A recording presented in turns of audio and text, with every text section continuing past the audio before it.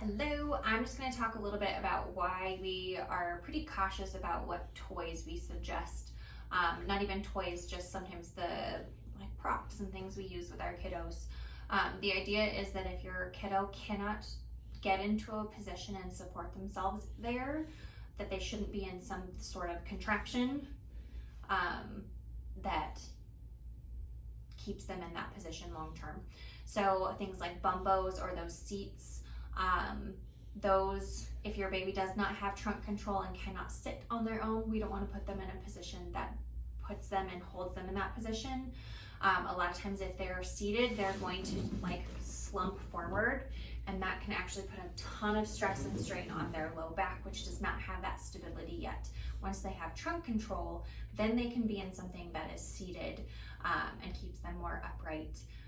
But before they have that trunk control, it's just not great for their low back. And we don't want to set them up for failure starting at a very young age. The other thing that we suggest you be careful with are things like jumpers and walkers, because again, you're putting them in a standing position that they're not capable of on their own, which means they don't have stability in their low back, their hips, and pelvis, and we don't want them dangling in some of those walkers as well. Again, they don't have the stability in those hips, so you're putting stress on those joints that aren't prepared for that. So just rough rule of thumb, if they can't do it on their own, don't put them in a position like that long term.